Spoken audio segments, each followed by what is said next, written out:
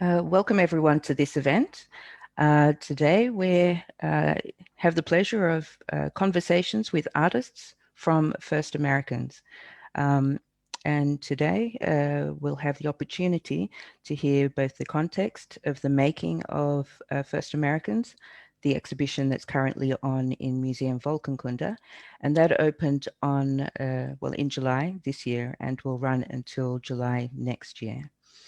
There's a good chance that you haven't had an opportunity to see it because COVID. However, we did provide a small video that you can watch on the web event page, and we'll also play that later. First of all, we'll hear from Henrietta Lychee, and she will tell us about the exhibition and also give us a walkthrough and talk about her conceptualization of the exhibition and the development.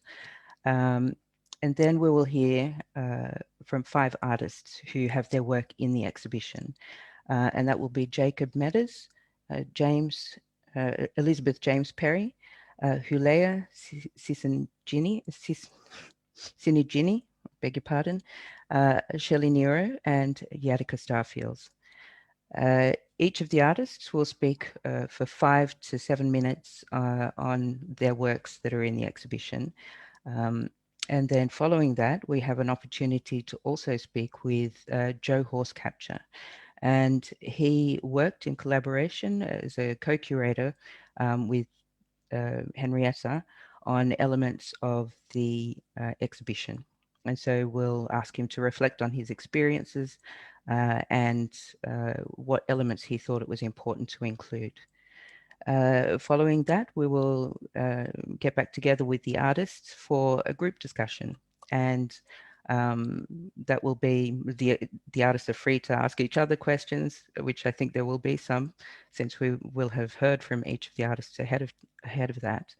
And after that, there'll be an opportunity for audience members to ask questions as well.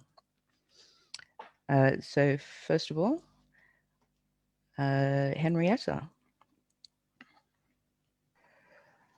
Hello, everybody. I'm Henrietta Lucci, and I'm the Chief Curator here at the National Museum of World Cultures in the Netherlands. And as Erna said, obviously difficult for people to come to the exhibition at the moment, in particular the artists who contributed to the exhibition. And so we thought it would be good to have a little bit of an introduction. We all met momentarily before we started. And I can only say what a joy it was to see everybody. We were very lucky to have Jacob Meadows, Joe Horsecapture, and Yadika Starfields with us for a period of 6 months on and off between November and September and February last year. And we'd hoped to welcome other artists who participate in the exhibition. But of course, events conspired against us. So it is with great joy that we all come together across our various time zones. So in particular, thank you for those who've woken up extremely early to be part of this. Could we have the first slide, please? Brilliant, thank you. So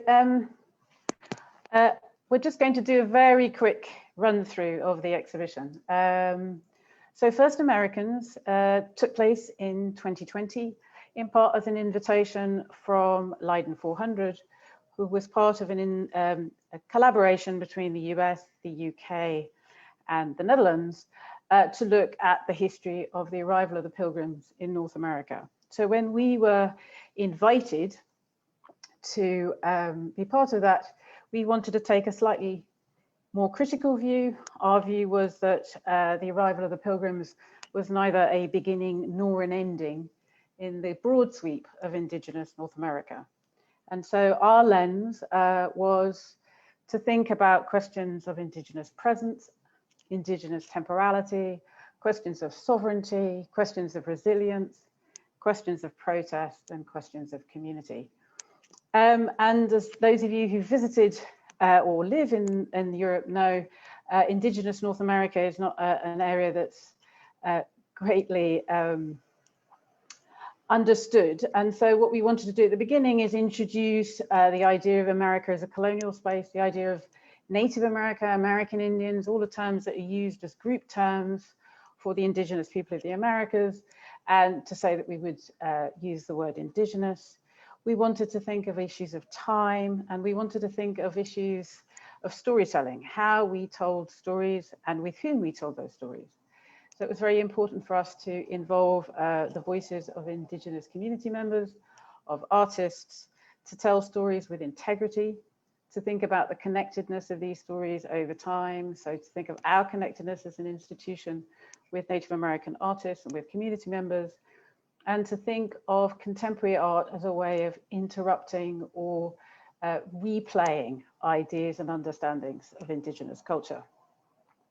So the galleries are essentially two long straight galleries. And this first gallery, as I said, introduces ideas of time, and also introduces and sort of slightly parks the idea of the Pilgrims. So the animation that you have in front of you is by Stephen Paul Judd, and it's essentially two men discussing the merits of allowing the Pilgrims to land on North American shore. And the punchline is, you know, what could possibly go wrong? And that has proved to be extraordinarily well understood by our Dutch audience, who thought of that as a way of opening, in a sense, their eyes and understanding. So humor is working to allow people to think differently about the nature of history. So next slide. Yes, brilliant. And some of these photographs, my photographs, some of them were taken at the opening as the gallery was finished, and some of them are taken at the opening with members of the public going through the exhibition. So this is the first gallery. This looks at questions of time. It looks at the kind of deep time of indigenous creation stories, the pre-contact time of indigenous presence and cultures and civilization pre-Europe, post-contact phenomena of war and alliances. So in the 18th century and early 19th century, it looks at questions of contemporary urban culture and equally ideas of the future. So futurism as an understanding of the deep past, the historic past, and the present. On the left, you have a series of works that represent pre-contact culture. And you can see two bowls, and the relationship with those bowls is quite important. So one of the things we've done in the exhibition is put historic pieces next to contemporary works. And so the first smaller bowl that you can see is a black on white piece that comes from Arizona, from the Hopi Buttes area. And it's 1,000 years older than the bowl next to it, which is made by Diego Romero, a Cochiti potter. He made this bowl in 2004.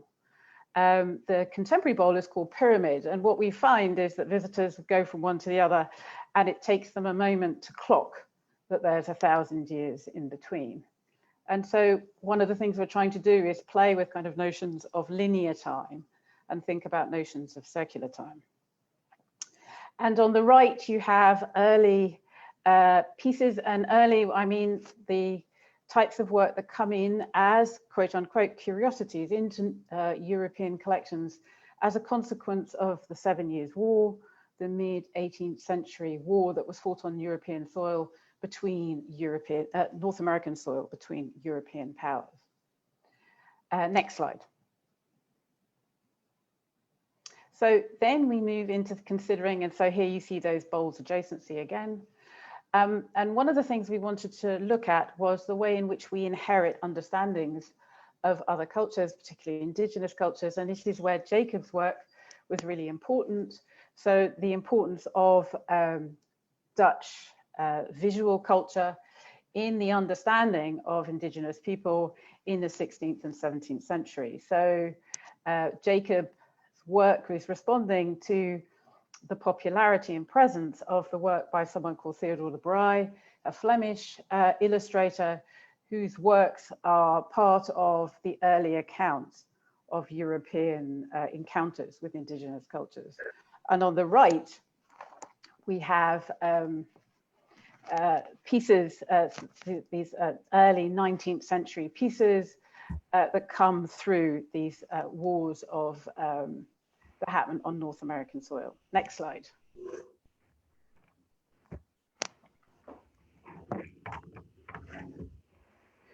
Next slide. Oh, sorry. Ah, brilliant. And one of the ways of talking about continuity was to talk about the question of wampum. So the use of wampum beads, and Elizabeth James Perry will talk about this, particularly her work, which you see in that case.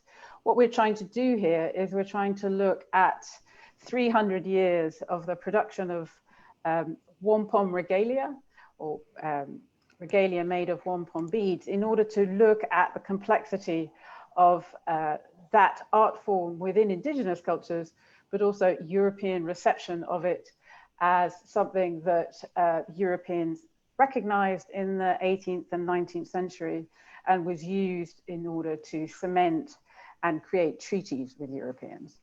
And that is adjacent from a series of works by the Mohawk artist Skowanutti, and her work is now looking at kind of futurism. So again, we're playing with the idea of time here, and her work is looking at the creation story of a sky woman falling, and in her version, in her cosplay version, she's falling from the sky, but she's also a telepath, and she looks quite different than in previous representations. So next, if we could have the next one.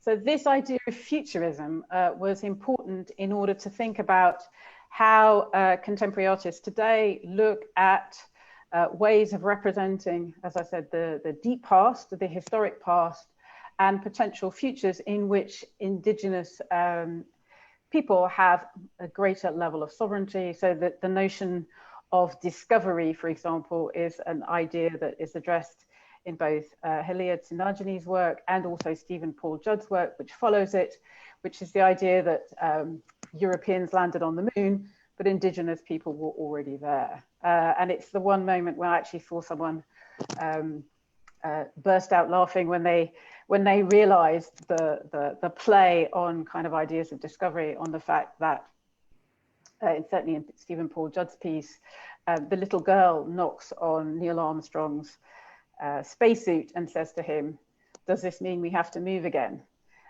And it's both it's bittersweet, because it's also talking about issues of relocation. So in each area of the gallery, we're using contemporary artwork to engage an audience that may be unfamiliar with the history of North America and all of its complexity, indigenous North America, but then also to have a kind of message which is about slightly reshaping their understandings about agency, about sovereignty, about perception. And on the left, you have two sets of work which are about the Pueblo Revolt. So the successful rebellion against the Spanish in what is in current day New Mexico. And the piece, that the more graphic work, is by Jason Garcia. And that's essentially a retelling of the Pueblo Revolt in graphic style. And the pieces underneath are by Virgil Ortiz, in which he's retelling the Pueblo Revolt, but in this time he's kicking it into the future. So he's looking at a post-apocalyptic world with the hero twins who are part of Pueblo creation stories, and in a sort of futuristic and cyberpunk representation. One of the interesting things, of course, of that is that when we bought those pieces, the notion that everybody would be wearing masks all the time seemed a futuristic prospect. But of course now, that is indeed what we're all doing. And finally, in this gallery, so the next slide, please, you have the work that you can see here of Jamie Okuma. So Jamie Okuma is Shoshone-Bannock fashion designer, but also who created her artistic reputation on the basis of soft sculpture, so small representations of people in contemporary and traditional clothing. And one of the reasons that we thought that this was an important thing to do was to put the idea of fashion and indigenous fashion, fashion that looks in a sense two ways, both to to fabrics, techniques, style that come from Western fashion, and add techniques like beadwork, objects like elk teeth to that, and to create this sort of hybrid indigenous form.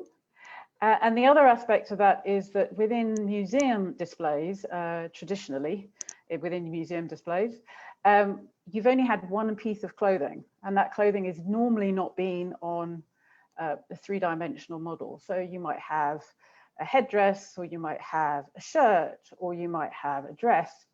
What we wanted to do is to dress someone in the work of one fashion designer, and to show what that would look like. And in that sense, to sort of decolonize the idea of indigenous clothing. And you see on the left, you see a whole series of images of Jamie Okuma's work. And so the way in which she combines the different elements that she makes. And this bit of the gallery is also looking at relocation. So when you're looking at this sort of this urban contemporary fashion, you're also looking at the phenomenon of people being moved in the 1950s into urban environments. And that's a really important part of Indigenous history, according to this exhibition. Next slide. So the next gallery, if the first gallery was looking, in a sense, in the theory of time, this gallery has got more of a theme about sovereignty. And one of the things I just wanted to note is that if you look at the two pieces, so there's a triptych by Cara Romero called First American Girls, and those are about essentially celebrating beauty and identity and giving a sense of the pride that Indigenous communities have within their own tradition. So this notion of tradition being something that's embodied and carried with you, and it has contemporary iterations and is reshaped, rather than tradition in a Western sense, which always seems like the past. The other aspect of these photographs is that one of the things we wanted to do in the exhibition is use contemporary art to pull historic work towards it. So if you look at the cases in the front, those cases which have Pueblo clothing and traditional arts, or they have Californian hats and baskets, or they have Southern Plains beadwork, are linked to the photographs behind them. They exist in the same sort of time and space, and they work together. It's not that one was before and one is after. They are a continuous thing. But they're also, so they're having a dialogue together, and that was the really important thing. And the contemporary pieces are pulling, what I would say, the historic pieces towards them. Another few things to note is that if you look at the rim around the middle photograph, which is a photograph called Naomi, and you look at the design, it looks very similar to, in a sense, the pattern on the basket that's in Jacob's work. There are ways in which the objects across the gallery echo each other, in order that you can have a sense of reinforcement. And the other aspect of these photographs is that the two colors, which are orange and pink, are the colors of the exhibition. So we wanted colors that spoke to a kind of modernity and a design for the exhibition. So you can sort of see it at the pink wall that has a pixelated quality. And that pixelated quality, in a way, is an echo of wampum beads and how wampum beads look like on a belt when they're used to create different colors and conjunctions with each other.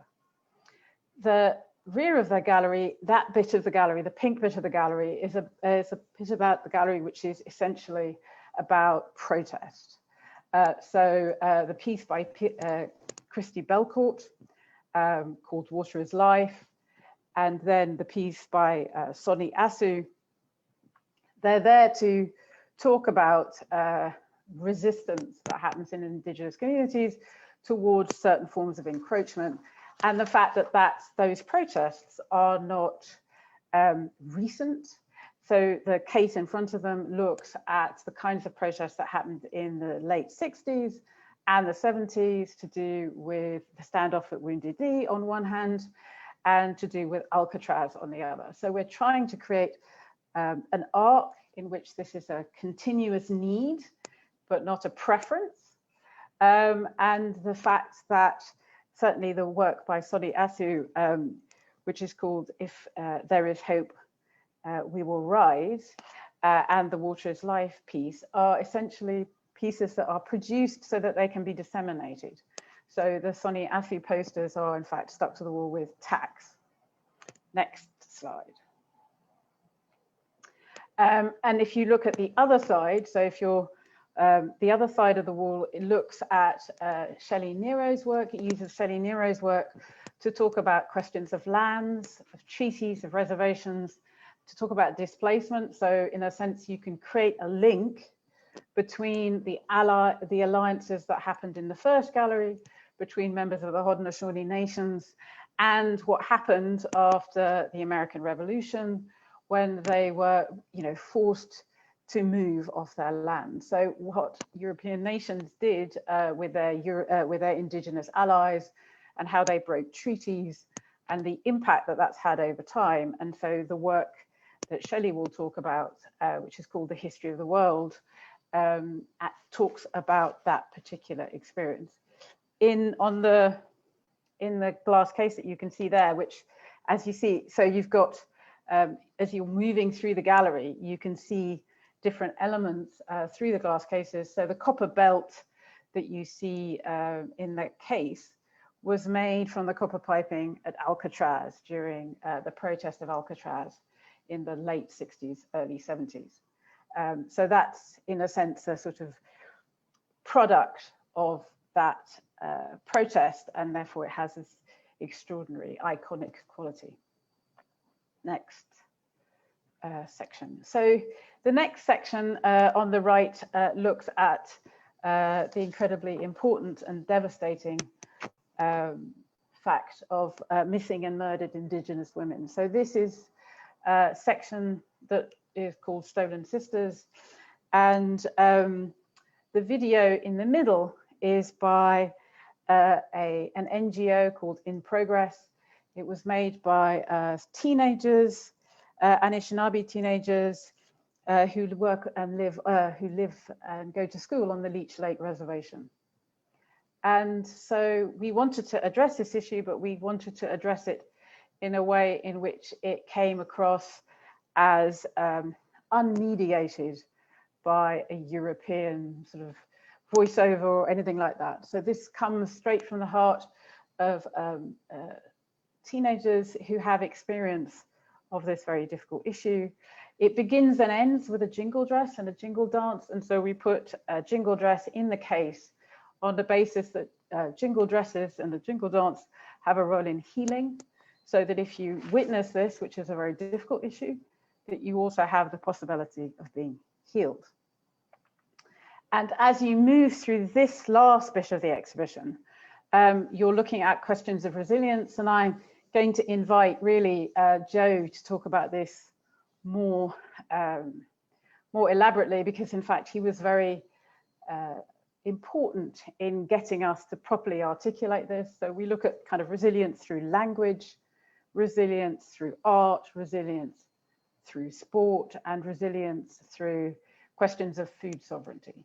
So it looks at the erosion of things under colonial governance, the fact, and importantly, the fact of boarding schools in an Indigenous American experience. That the fact that there was, there's 100 years essentially where children were taken from their families, deprived of their culture, deprived of their kin, deprived of their traditions. And so, and yet today there's language resurgence. There's this movement about food sovereignty and traditional foods. There is a very vibrant and important role for art in activism. And there's the role of sport both as a traditional way of talking to the creator, but also a contemporary way of succeeding in American culture. So next slide. So here you can see, the lacrosse stick from Nina Polk, who's a lacrosse star, and you can also see the figure of Jim Thorpe, the sack and fox athlete, who's the first gold medal winner at the Olympics in 1912. He was one of the greatest American athletes. So it was important for us as well to look at figures, to give people names, to place them in a kind of historical sweep, to acknowledge very important Indigenous individuals. Next slide. And in part, we're also doing that through art practice. So we look at art and art as taught in boarding schools on the right, and on the wall, you've got works by recognized artists. So people like Fred Cabote on the far right, who's representing Katsinam. And Fred Cabote had this extraordinary impact. He was an artist in the 30s. He was an educator in the 50s. He created a whole field of jewelry production for Hopi Pueblo. And in the case are a series of children's drawings that were collected by a Dutch educational psychologist, someone who wanted to work in the Bureau of Indian Affairs educational programs in the 1950s, and she collected a series of children's drawings. And so what we've done there is we've selected the drawings that represent people's idea of home, because in some instances those children were not at home, versus the more ceremonial representations on the wall. And finally, we have the video of Yadika doing his mural, and that rounds off the exhibition and sort of projects back, because Yadika talks about resilience. He also talks about stickball and his representation of stickball, which then refers to lacrosse. And next slide. And one of the reasons I think it's kind of useful to end with Yadika is because actually, in a way, when you're doing an exhibition, you're trying to put all the moving parts together, the pieces together, the collections, the contemporary work. And I would argue that the exhibition only really started in its proper way when Yadika came in September of last year, and he succeeded in a way that almost is unimaginable in creating this mural in a week, which is a monumental task, so 48 square meters.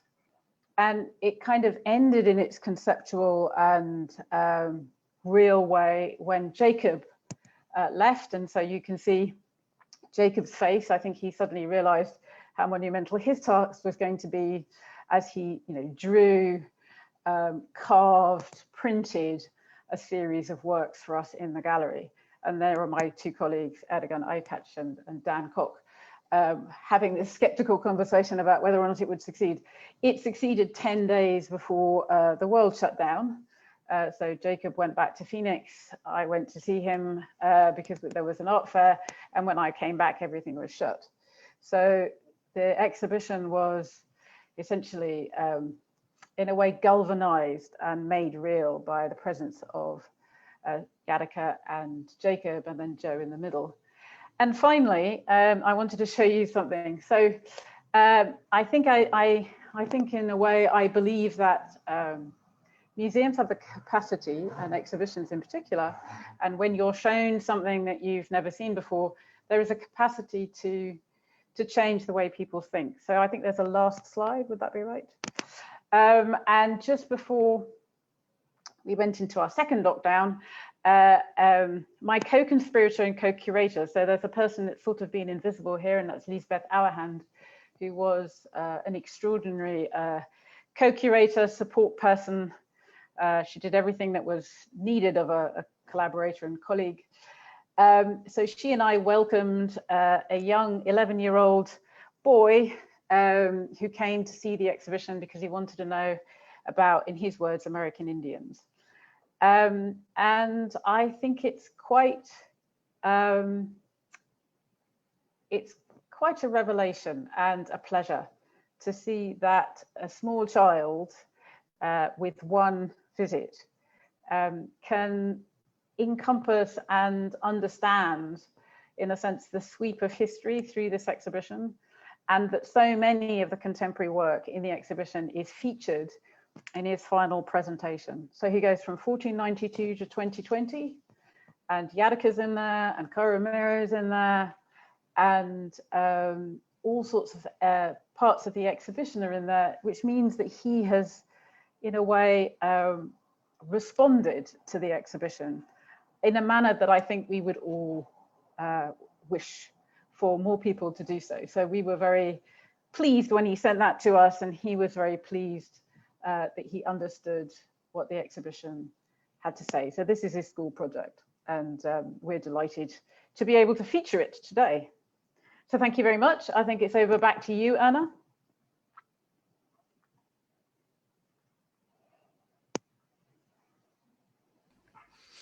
Well, thank you very much, Henrietta. I think that gave a really good idea of both your thinking and also the space and the way that you have put things together to have conversations, historic materials together with with contemporary art, for example. So the next section that we're moving on to is to hear from each of the artists who have been good enough to attend today. And they will speak for 5 to 7 minutes on their works that are featured in the exhibition. So rather than me spending a long time introducing people who are about to tell you about themselves, I will just give you the running order, which is Jacob will be first, Elizabeth next, Hulea, Shelly, and then Yatika. And after that, we will get together again. So Jacob, if you'd like to start with your presentation. Hey Tunanum, Wyndham Leda, Wasa Honemem. My name is Jacob Metters, Machupta Maidu. I presently live in Phoenix, Arizona, but my tribe, my people are from Northern California in a little place called Chico. And my work basically for this exhibition and my work in general deals with printmaking and the multiple and the dissemination of information. So quite often I will use printmaking to have a dialogue with viewers. And by doing so, I'm kind of talking about the history of printmaking. I'm talking about the history of colonial information. And I'm also talking about how I can break up that information and decode it and indigenize it in some way. So the task at hand for this exhibition was thinking about the pilgrimage, thinking about the Dutch influence and reach into North America, but also the native voice, indigenous voice, how it should be spliced in there. And so by doing that, I did about three days of research in the library, the university right there in Leiden. And what I was looking at were a lot of Theodore de Bry's prints. So going into special archives and looking at these original prints and looking at some maps as well. And just kind of having research, visual research is what I call it. Because before I went, I was doing a lot of research of just reading about the Dutch and the Dutch trade, West Indies and East India trade, and how that affected different people across the world, including us as natives. And so once I did some of that reading, I wanted a more visual information because I'm a visual artist. So I basically needed that kind of to fulfill the rest of my research. And what I wanted to do is continue a series of work that I have called Divided Lines. And Divided Lines has been this kind of series of woodcuts where I'm kind of illustrating stories that are coming from visual printmaking of Europeans around first contact, as we call it. So around the time that Europeans started coming to Turtle Island. And as I look at this information, I look at how story was told, but also how there's half truths, but also there's no facts in some of this information. But we look at the print as in books as well, because this is print, as true information, as literal information. And so, you know, this disinformation is a common theme in America. It's something that we are seeing currently in America on a you know, a polarized scale right now. And so I just kind of wanted to call back to a lot of that disinformation, but also kind of current information as well. And the prints that I've selected here, if you look at the figures, all the figures are basically, in my divided line series, they're homogenized, they're split torsos. So if the upper torso is representing an indigenous figure, the lower torso is representing a European figure, and vice versa. And so by doing that, what I'm trying to do is break up how we see each other. I also want to talk about how we as people have blended in some way. My background is not only Machupta, but it's German and English and Welsh. So I am part of these different cultures. And so these figures, basically, what I'm trying to do is talk a little bit about how we sit now as people, but also in the past. And when you identify with the figure, often we identify with people, we look at them in the face, we look at them in the eyes, and the first features that we see, the face and the eyes, we start to identify with that person or not.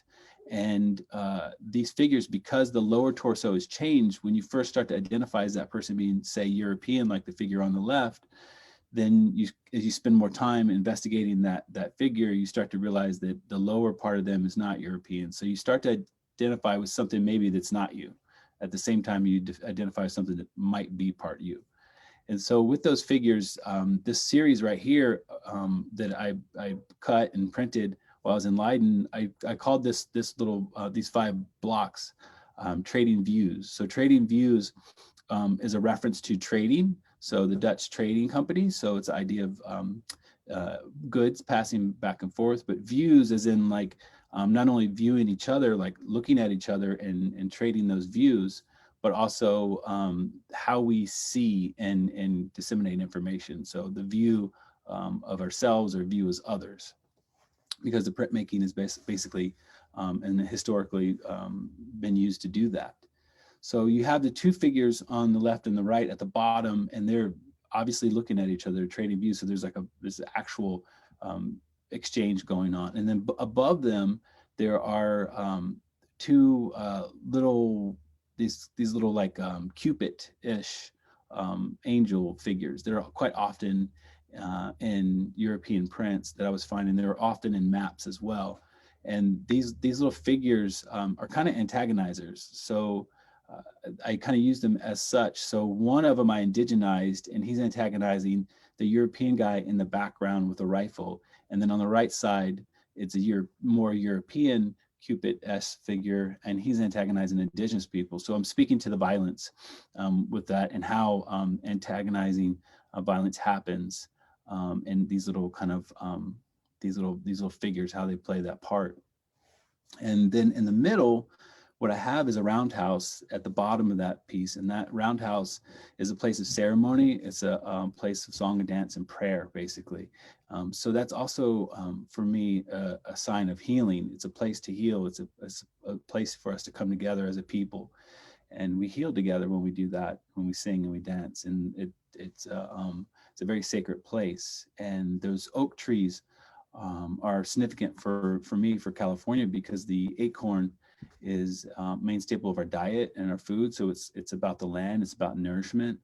And also the basket is another form that's really important, because the baskets, to even make a basket, you have to be communicating with the land. You have to spend time with the land to even raise and prune and have the material to make a basket. And then within making the basket, it's a healing process, but it's also it's a medicine.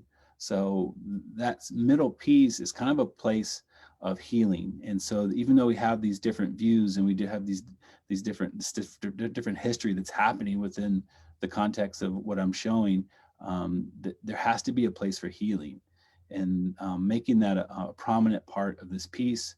There has to be a healing for non-Indigenous people, but also Indigenous people and us as human beings. There has to be healing. So trying to leave space for that in my work was really important, because with all this, it could be, as we say quite often, there's like this white guilt. There's people who don't want to deal or talk about the history of Indigenous people and European invasion, really, because it hurts and they can't face it and they don't want to deal with it, and they're not sure how to deal with it, and then there's Indigenous people who are still dealing with that as well, and how our communities still hurt from it. So a place of healing is really important in this piece, and I've kind of made that a staple in a lot of my current pieces, is trying to do that as well. So in a nutshell, I don't know, I think I might be out of time, I'm not sure. I'm trying to talk real fast to get everything in, and I'm sure I'm leaving a lot of stuff out, but there's always Q&A later. But in a nutshell, that's what this piece is about. This is where it's coming from me, and there's a lot of other little stuff that we could talk about later. That's really great, Jacob. Yes, we will have more opportunity to talk about it further, and I'm sure we will. So next we'll hear from Elizabeth James Perry. Elizabeth? Thank you. Cha, wanikisak, waninakan, everybody. Good morning and good day. My name is Elizabeth James Perry, and I'm a member of the Okuma Wampanoag tribe on Martha's Vineyard. So the extreme East Coast out in the Atlantic Ocean is where my reservation is. In my work, I choose most often to kind of make the land and the ocean really prominent. And so I'm not sure if you all have an image of my Wampum Belt that you can post up. If not, then I can open up a PowerPoint.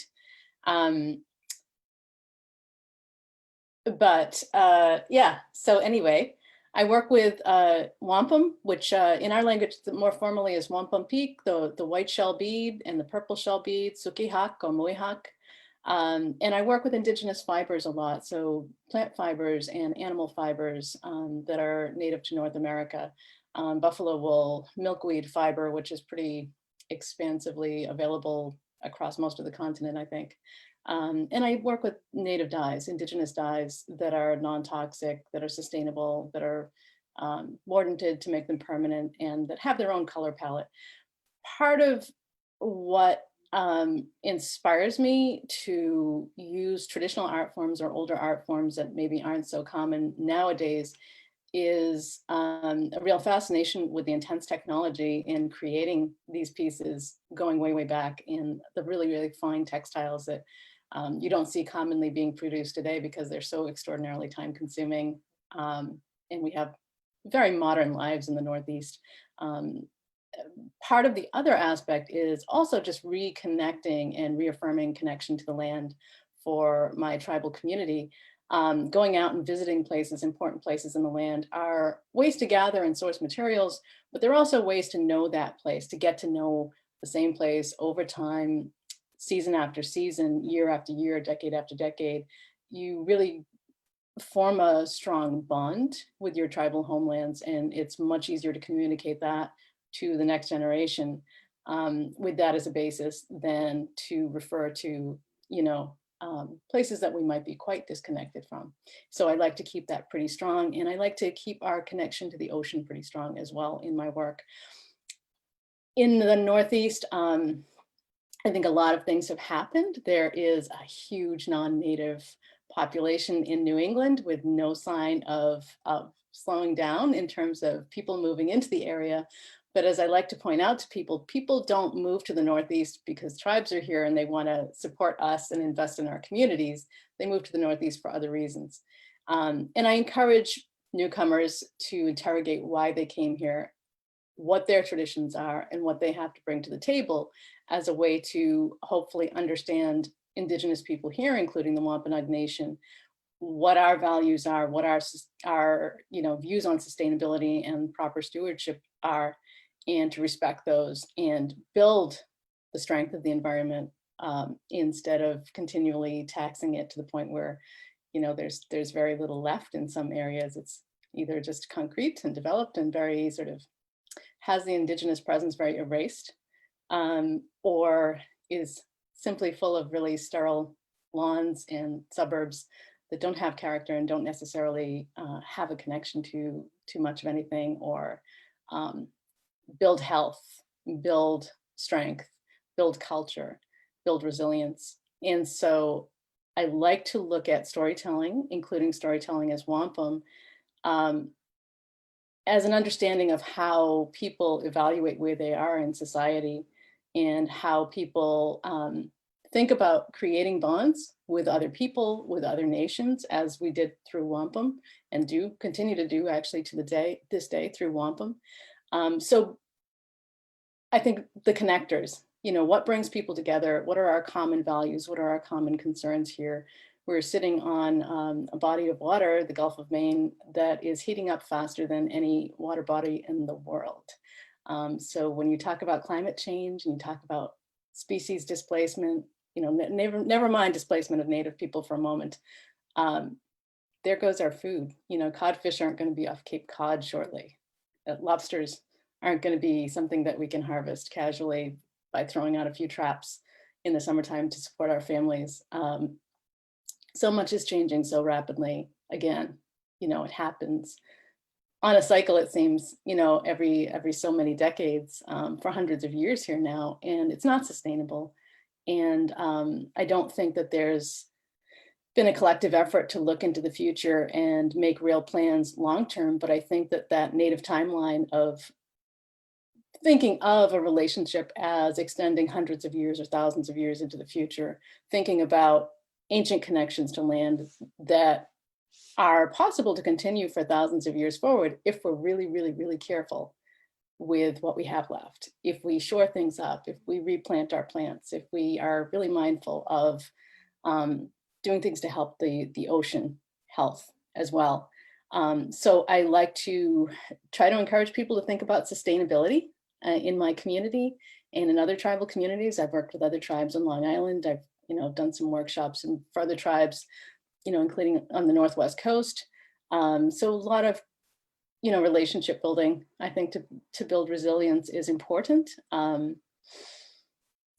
think, thinking of the ocean as a source of life and as worthy of our attention and as worthy of our protection is a key piece of my art. I named the Wampum Belt I created here as Out of the Ocean because I wanted to center the origin of the material and honor the origin of the material. The shell is a deep sea, actually near shore and deep sea ocean quahog. They're very thick, they're very slow growing. They can live for a very, very long time. And it's a thick sculptural material that allows the creation of, these are sort of old style, thick, heavy, substantial wampum beads. They also allow the sculpturing of figures. So you might take a really thick shell and carve whales, which are really important to us culturally. Huge, landfall of a whale is like, food for a village. Each clan had their own portion rights to whales when they were more common, when we were still hunting them and such. Carving things like bears and some of the other strong beings in our territories, fish.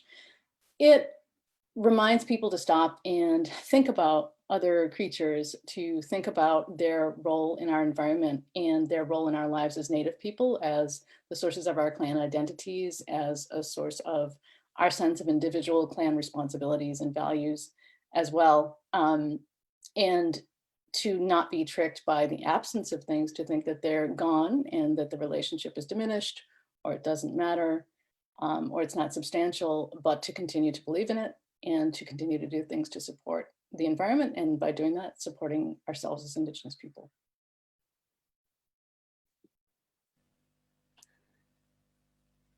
Thank you, Elizabeth. That was really fascinating. And I find it particularly interesting that you talk about the making process as a way of learning the land and embedding yourself and becoming more familiar with that land. I think that's a really beautiful, rich notion. And thank you, Hulea, if you would like to present for us. Thank you. Okay, my name is Hulea Sinajini. I'm speaking to you from Wintun Land, California, home of the Kitsil, Kitchil, and Yochadihi. I'm a professor at University of California, Davis, and also the director of the C.N. Gorman Museum. So the two pieces I'm going to be talking to you about, one's in the exhibition. Can we bring that up, please? The Hook Day. When I was growing up, there was in a community, especially my mother's community, which is, Seminole, there would be young girls named Hook Day, and they'd be running around. And so I titled this piece Hook Day. And Hook Day was always, either getting into trouble or they were doing things, the young children. And then the background is that of the lunar landing of 1969 and the walk. So this image has three components. And I like making these images very simple in that we have the background, which is from Life magazine, again, 1969, documenting the lunar landing, and from a special edition. And then Hook Day is from a real photo postcard, which I bought off of eBay. It was in a collection of photographs. And the majority I identified the photographs from Choctaw territory. And they were very early photographs. And then the third layer would be the context. So we have the background, we have Hook Day, and then we have the context. The context being an awakening of the astronaut. And the astronaut would be Buzz Aldrin, who was being photographed by Neil Armstrong. And in this, I wanted it look like he but ran into Hook Day, then grabbed his bags and then was running away. So the combination brings to mind issues of colonization and how colonization is it seems to be repetitive. It continues to repeat itself. And it seems like to be a continual awakening of colonization, in that it has a hard time holding its own memory. In that, so it's always discovering, and it doesn't realize itself. It doesn't see itself in the mirror as colonization. It's always the awakening. So here is the colonization of the moon. And of course, the background's 1969. But on Monday, of course, SpaceX went up into orbit. And again, I was thinking about how that awakening is still in process, and that how the first landing on the moon was, just the extension of throwing capitalism into space. And what even confirmed it more is when I did some reading about how SpaceX is, is a commercial venture that NASA can buy seats for the astronauts. And then eventually, if you have enough money, 50 million plus will get you can catch a ride. So taking these all into consideration, this is what that image is about. And so in my mind, when I first saw the the real photo postcard of Hookday, well, the little girl. And Hookday means woman, actually, in a Seminole. She's flying around the moon on her little cart, her little buzz cart, and she runs into the spaceman. The spaceman looks at her, she looks at him, he grabs his bags and he runs away. So again, it just addresses the continual colonization, the attitude, the even out in space. Let's see. Erna, how much more time do I have left? We can leave it there for now if that's, Okay. Yep. Great, thank you very much, Julia. So next we will hear from Shelly Nero, please. Great. Okay. Can you see me? Yes, we can see you. Okay. I'm going to start off with just a short artist statement, and it's art to me is a body function. It begins with an urgent desire to manifest ideas. Sometimes the ideas come from a place that expresses innermost questions or observations. Mostly it develops out of a need to create and reflect my surroundings. The work is physical. It has to have a concentrated effort of muscle and material before I begin the whole process. The brain dips, dances, twirls, and jumps, and it searches for areas left in the shadows. This is the most satisfying. There's a crossing of conjecture between body, brain, memory, and pigment. There are no distinct borders. Instead, it warbles on the periphery of thought. I am a Mohawk Indian artist from the Six Nations Reserve. I am Turtle Clan. I grew up in houses heated by wood stoves and no indoor plumbing. In some ways, this felt limiting. However, looking back, it was a great training ground for the imagination. Hearing the wind blow through the cracks in the windows on winter's nights, rain hitting the roof of the house, frogs and crickets in the summer singing all through twilight and the night sky in its mass of stars with its infinite view, made for good opera, drama, and mystery. I was encouraged to listen, look, and learn from what was around and never take anything for granted. And this is a statement for History of the World. I've been collecting Indian head nickels for quite a few years now.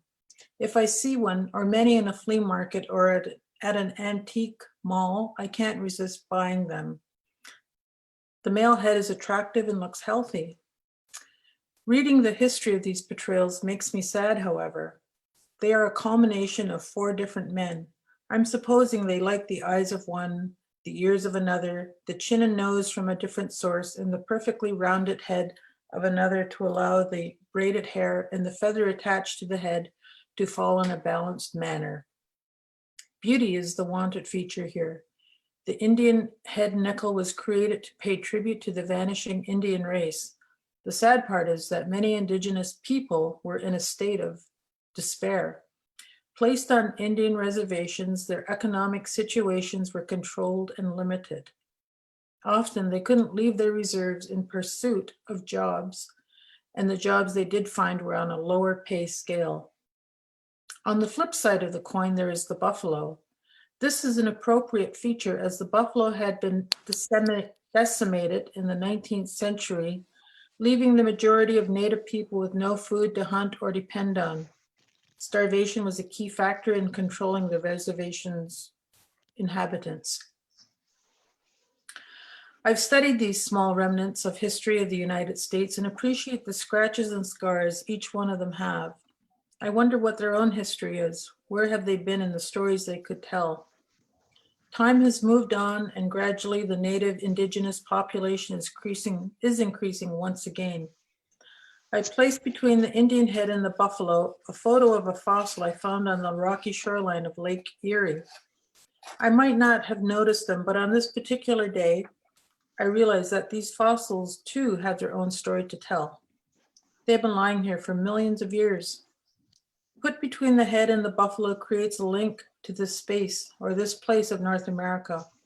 The nickel represents capitalism, who wins and who loses. Capitalism in this day and age is seen as a swift-moving current. Things change so fast in the destruction of the earth, it feels like there's no mercy for all living things in its way. The three photos are placed on top of images of water, air, land, and earth. They are photos taken from my own surrounding environment. I feel a certain protectiveness about the landscape I was born into and still live on. They were framed in the colors of the four directions: white, yellow, Intellectually. red, and black.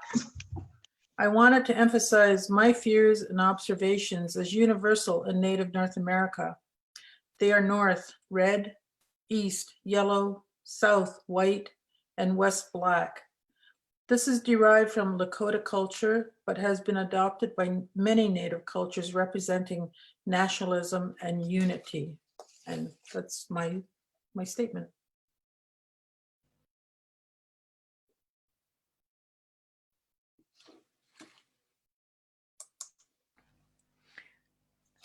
Thank you, Shelly. Yep. So next we will hear from Yatika Starfields. Thank you, Anna, Henrietta, and Joe. Thank you to all the artists that have been speaking. It's been awesome to hear your words. And the process and the means behind your works for this exhibition. Howe, Esche, Osio, my name is Yatika Starfields. I'm Osage, Cherokee, and Creek, talking to you now from Muskogee Creek Reservation in Tulsa, Oklahoma.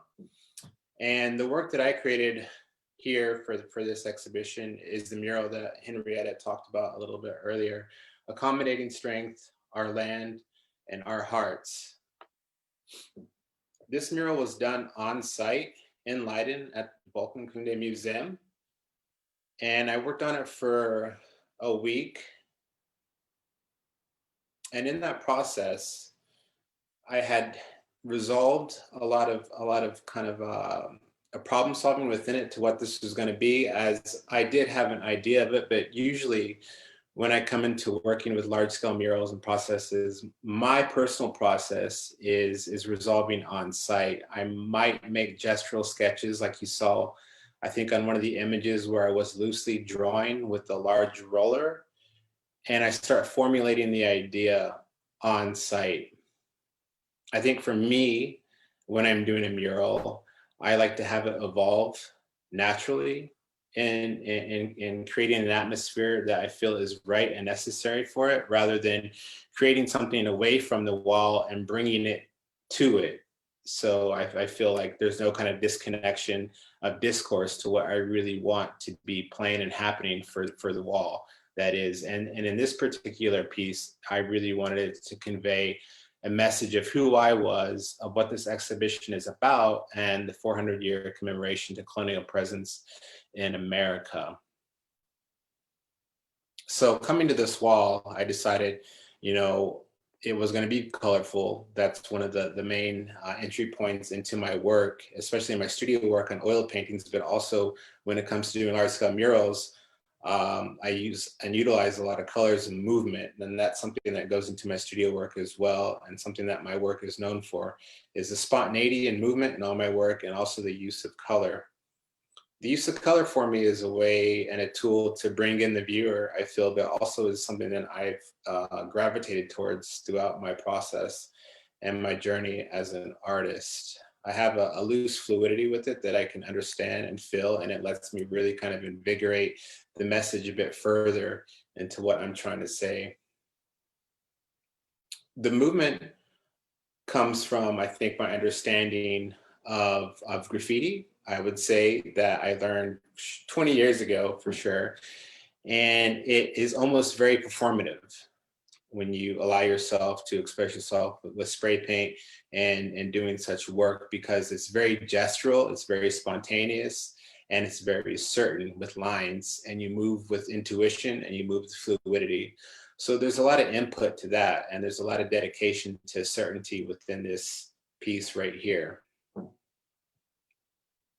As I said, it was made on site, but I wanted to work into the context and the dialogue of what this piece would be, of what this exhibition is, of what this whole concept means for me, of me being an American Indian, Indigenous person in the Netherlands and Leiden, a starting point for the Pilgrims on their journey to come over and be colonists in my own country, my own lands, and yet I am over here in their territory, expressing my new narrative as an Indigenous person to help further the conversation to what this exhibition is doing. I'll start with the left of the piece and we'll kind of work to the right. You know, there's a lot of symbolism in this piece here, and to really get the full fruition of it, I think for your eyes and your heart and your mind to see it, you really have to be in front of it. Just like any painting that I would do, you know, images don't do it justice, but they'll do it. You really have to be in front of it to get the scale of this and to see the little implications and symbolism within this mural. You see shells in it at the left. You see cloaks, you see drapery, and that's kind of a nod and homage to kind of colonial presence and the antiquity and the colonial renaissance of painting, even in the Dutch classical paintings, right? You have this knowledge of compositions. And I remember going to seeing a few Dutch exhibitions when I was there at the Dutch Masters and things like that. And I was kind of taking homage to the painters from that time period and kind of bringing it into this one with my understanding of composition and layering it with drapery as they would do and paying really close attention to those manners and matters. You see a person at the very top left, you know, that could signify, I think, the great mystery, almost embedding itself as the sun, the same color and their strength. You see him holding up there with like a fist, a strong arm. And also, you know, these are kind of taking nods and paying homage to the Mexican muralists as well, you know, in their revolutionary murals where you really have a lot of context in it. You have a lot of figurative depictions, holding things, holding change, holding hammers, you know, things like that express the will to survive, the will to be resilient. And implications in that through their compositions. So I'm kind of taking a lot of things that inspire me as an artist and also that I saw in my journey in the Netherlands and just as my journey as an artist and my inspirations and kind of creating my own atmosphere for this right particular context to discuss this exhibition. And my understanding and what I want to portray as an Indigenous person to express what colonization means to me, who we are as Native people, and what that might look like visually in a whole play on color and composition. You see over here the light and the holding of the sage in the hand. A lot of times and oftentimes I've done in my work in the last 10 years, I think I would utilize it more, is that I do implicate and add additions to maybe cedar, or sage in there, and if it's burning, and I'm actually making these pieces components of prayer, you know, by tying in these attributes to ceremony and to medicine and things like that. So I'm actually putting something on the piece that turns it into a moving cog of a prayer, of meditation, of a spiritual journey for well-being and wellness. You see over here, the light coming off the hand. And when I was painting that, you know, that just came intuitively and naturally. Like I said, I didn't have sketches for this. I just find things that I see in the mural and then it feels right and it feels necessary and I'll just go with it. And that to me was kind of like, that's what the title was, Accommodating Strength, Our Land and Our Hearts. That was kind of like the strength being shot out of the hand, giving it to the future. Can you move over on the mural? Yeah, so and then the hand shoots out and it's kind of shooting out over and there's other figures catching it. And that's kind of the passed on knowledge of who we are from the past to now, catching that lineage, catching that tradition, those stories. You see a nautical clock up there, you know, and that goes back to kind of like what we've been talking about through the other artists, you know, the maritime, the trade, you know, the connection from the Europeans to the United States. And it also goes back to the very founding of here, you know. And then you had all these different time periods. You had slavery in here, you had the Indian Wars, you had all these lands Louisiana Purchase. You had all these things that came into play to form who we are today in America, which is overflowing with problems because these were the wrongdoings of things that had happened, the woes in America that were never alleviated. And right now we're paying the consequences because they weren't fair, they weren't right, they weren't meant to be something that would be well for our people as a whole. They weren't loving. It's just the whole amalgamation of just like the wrongdoings, and so now we see kind of an overflow in the United States of everything that's happening wrong right now. But you see those pieces in the painting, the sage and the cedar and the hands holding it, and then you see a lot of the drapery coming around. You see seashells in there. These are implications of the water and trade, and just like what we've been talking about with a few artists that I've heard a few times in here, the wampum, the beads, the trade, and not only trade, but what these belts mean, for each tribe, what they esteemed to be, what they held accountable for, what they meant. And there's beads up in there, the sun, the sun rays illuminating our spirit, illuminating our past. You see ropes kind of tying everything together. You see a moccasin over there and buckskins. You see a woman on the top left. Like I said, you really have to be there to stand in front of it and follow it with your eye. One of the things that sticks out in my work that I want to try to do is that I let people free associate with it. I give them a title and then they can go with it themselves. So. That's great. Thank you, Yadika. So we will return to a conversation with the artists following a conversation first with Joe Horsecapture. So Joe, I think we will start with perhaps elucidating for the viewers what your role was, what your experience of the putting together of First Americans was. Oh, well, please also introduce yourself. Oh, okay. Good morning. My name is Joe Horsecapture. I'm Anyanin from North Central Montana. I'm here today from Tongvaland, we commonly known as Los Angeles. So it's great to be here. And I was just, as everybody was talking, I was just kind of reflecting on the moment about how this exhibition, in a way, although not directly, indirectly, is a response to the Pilgrims coming to the Americas. But here today, this conversation is starting in Native America, going to Europe to transfer information. Yep. So, so in my view, this certainly has a significantly positive tone and hopefully better outcome. Yeah. Much better outcome. Better outcome. Yeah.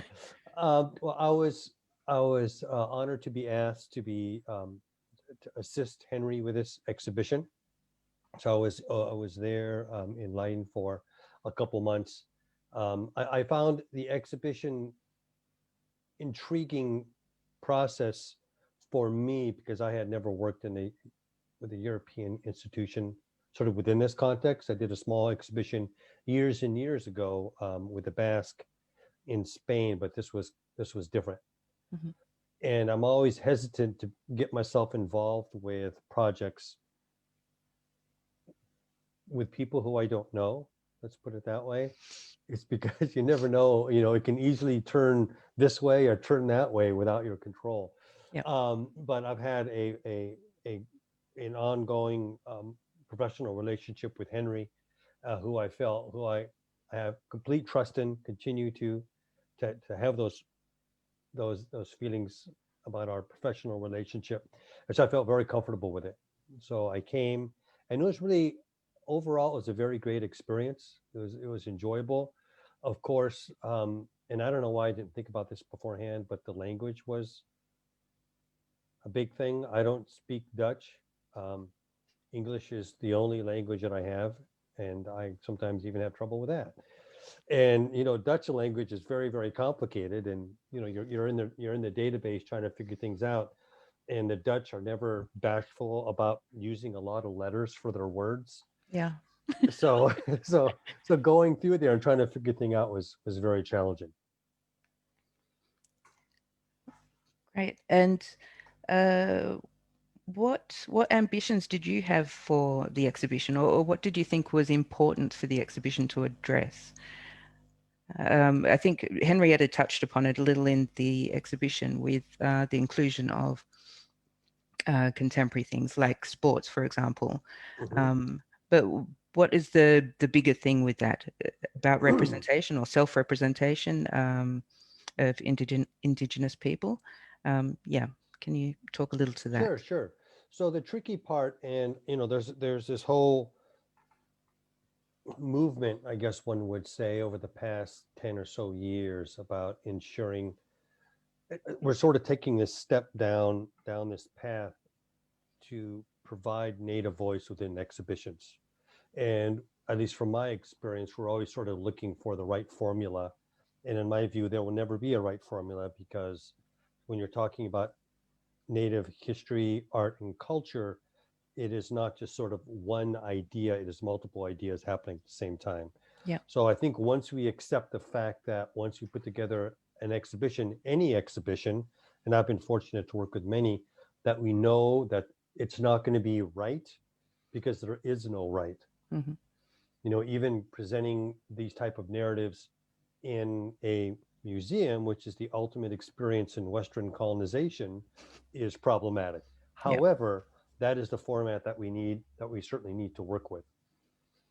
And one of the aspects of this exhibition that one of the many aspects of this exhibition I thought was successful, which I very much appreciated this approach, was sort of separating these lines that when we often think about Native people and in their culture.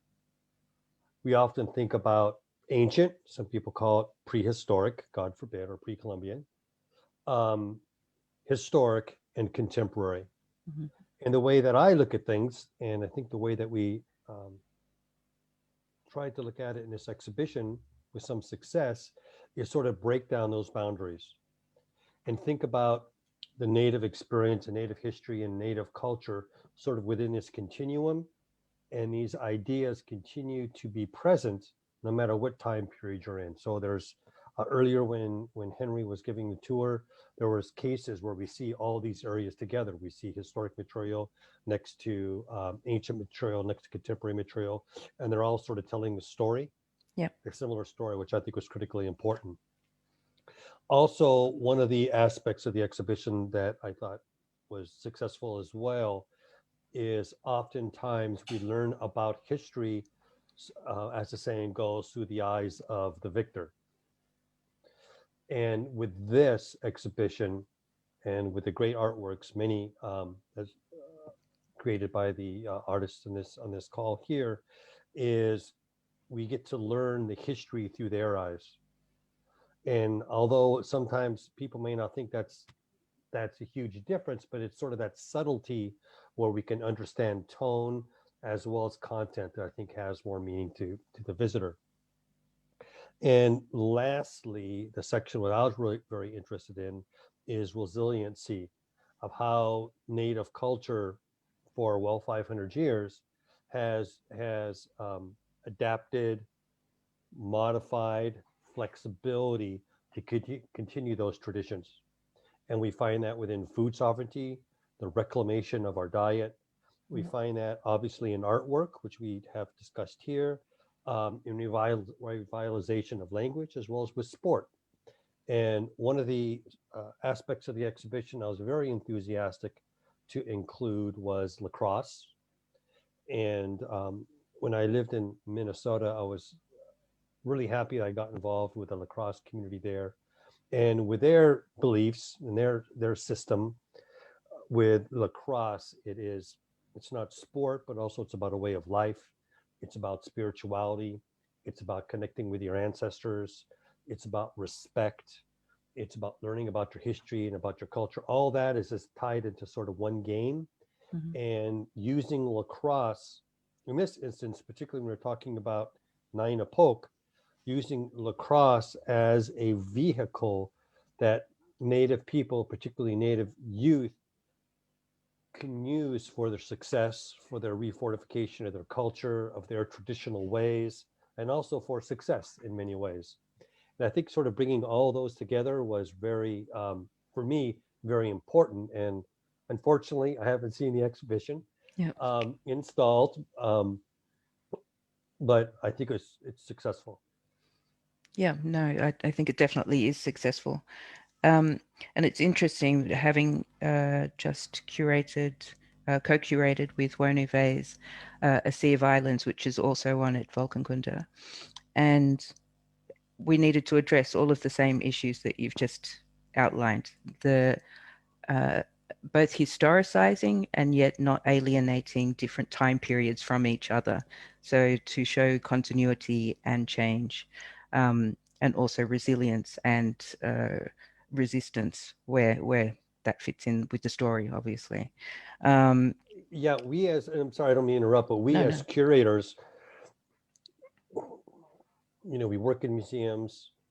Many people go to school for way too many years and get their PhD, and we're trained in a certain way. And from my view, when we're presenting our cultural, whether it is Native America or Pacific Islands or Africa, we have to sort of, again, from my perspective, we need to unlearn that. We need to unlearn the idea of presenting to our audience, which is mostly people not from those communities. You have to unlearn the sense of time, because with many concepts, as my experience is many of these concepts are timeless, I guess one would say, and they go from generation to generation. And sure, they change. I mean, that's why with native folks, with their traditional ways and religious ways, they never really wrote things down. Because when you start writing things down and another generation comes, you can say, well, it's written like this, and if you don't abide by this, then you're wrong. But if you don't write them down, Yeah. and it's passed on within the culture through practice and through oral traditions, each generation, it can be slightly modified. It can Stays be flexible. slightly, Yeah. it's flexible, and Yeah. that's what makes it survive. That's why Native folks have been resilient for 500 plus years. That's why now their traditions and their language are certainly have really sprung forward compared to what it was, well, when I was born 50 plus years ago. It's a huge difference now, and that's the reason why. Yeah, and I think across the world in different places, Indigenous people have had to face the rigidification of their traditions. And so knowledge about land or the use of land or the rights to use land have always been in that kind of verbal form and passed on, and therefore flexible.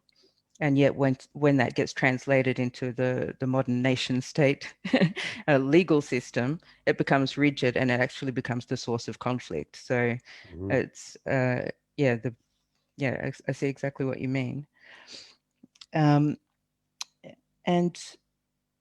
there was a final section in, I think Henrietta mentioned it, and it was to do with the drawings of the children who were not in the not at home. Were you connected to the selection of those?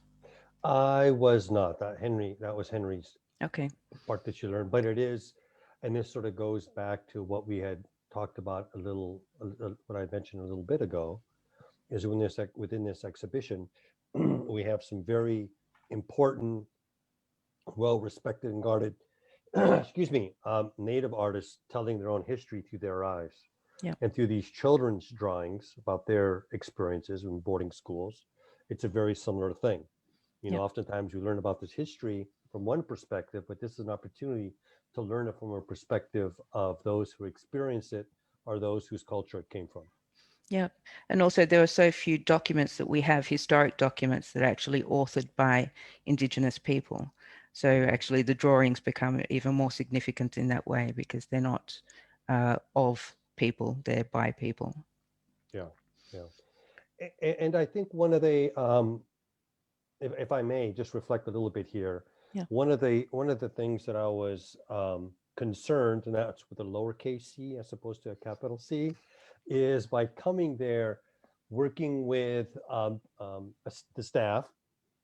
One of my things in the back of my head you always kind of worry about when you're literally going almost to a completely different continent is working with a staff that doesn't really have any non-native people on it. Mm-hmm. And I was sort of prepped to have some conflict about interpretation. Yeah. And I was pleased for the most part, the vast majority of it, how supportive and open-minded and educated the staff was. Henry, of course, and my good friend Elizabeth. Hi, Elizabeth. We really worked collaboratively, and I've been in situations with other institutions where we're talking about these type of issues, and you're the only native in the room, and they ask something, and everybody kind of goes. They look at you, waiting for you to respond, and you're kind of like, sorry, I was eating and I wasn't paying attention.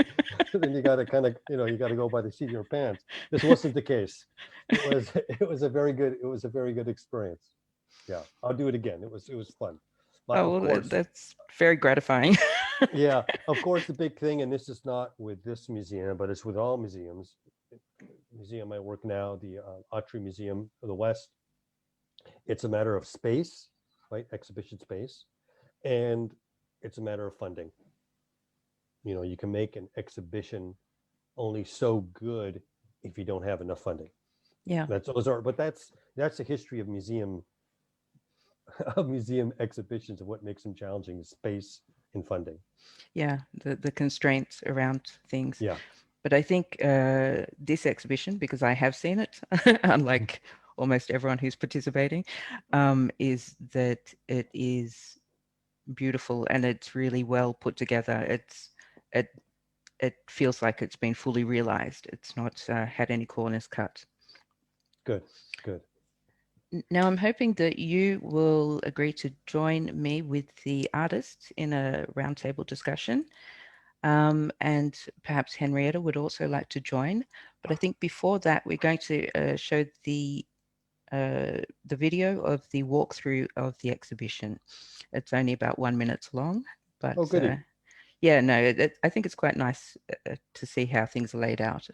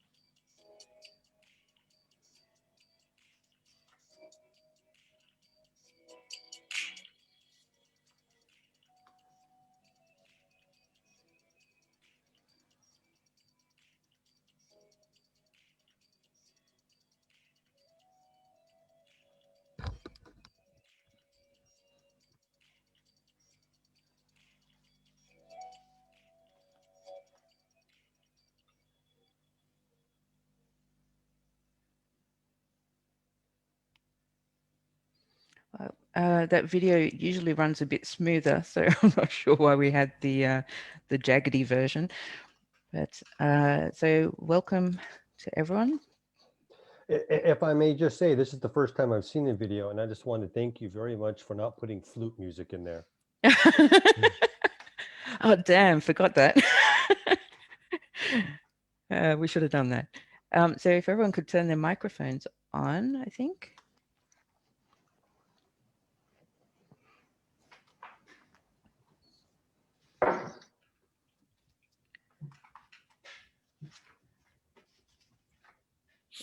Everyone here?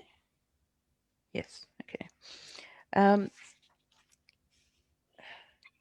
So I think I'll start out because I sort of had it in mind when I was reading the backgrounds to, well, your backgrounds and website searching, that many of you work with archives of various kinds and also historic photos.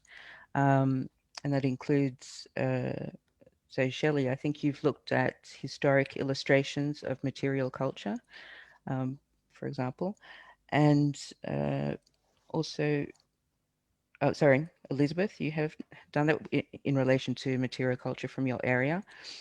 Perhaps you could talk to that a bit, because I think just then Joe and I were also talking about sources in a way. Well, we were talking about sources that come from Indigenous people, about Indigenous people, or sources that are, you know, by Europeans, basically. So the historic documentation, historic photos and things. So would you like to talk to that? Elizabeth? Sure. I wondered which of us was going to Yes. go first, so I thought I'd pause, respectful pause. Thank you. Yeah, so I think it's been an interesting journey, right? This work that I've been doing with my art for quite a while now. There are some really interesting early sources, but there's a lot of bias that has to be unpacked when you're reckoning with those sources. And it's an interesting sort of cultural exposure, and sometimes it involves a certain degree of culture shock, because they're folks who are very different from us, very different values and ways of seeing things, and very commodity driven view of the world that's quite different from the way that I was raised. So, you know, it's a bit shocking sometimes, but you find those little nuggets of information, those little descriptions, a single word, you know, where you understand suddenly Europeans are throwing around this word friendship, and in the context of what they're talking about, exchanging these wampum collars amongst tribal nations and gifting elder women with like 7 wampum collars, which is, as an artist, I can tell you it's an incredible amount of work. You understand this is a serious honoring, and this is serious alliance building. This is real acknowledgement of connections between people, between clans, between nations, in a whole huge network of Native people. And so the sort of wampum archive is a bit different from a lot of long written texts or something like that. But you start to understand how it's such a social glue between people. Mm-hmm. And I've been lucky, I think, in my travels. I went to the Musée du Quai in Branly in Paris when it was first opened in 2007. And by luck, or maybe not by luck, I was presenting a paper, so I guess I knew that the exhibit was opening. There was an exhibit focused on pre-1800s Northeastern material culture. And it ran the gamut from some very nice textiles, beautiful quill work with natural dyes, obviously that early, wampum gauntlet cuffs and pieces like that, and in wonderful condition. And so much of our material culture was,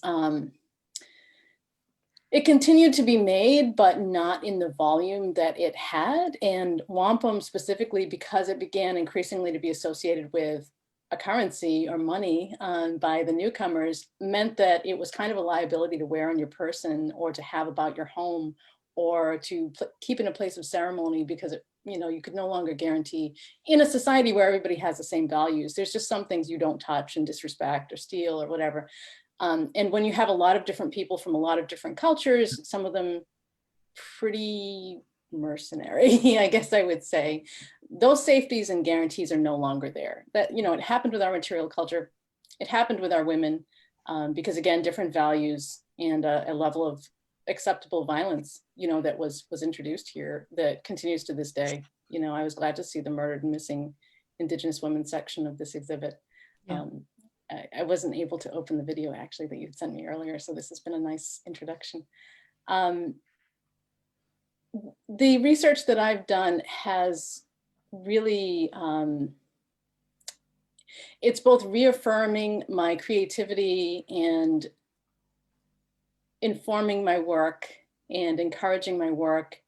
And it's also sort of stunning to see the degree of art and knowledge and culture that was just like lifted and taken across the sea.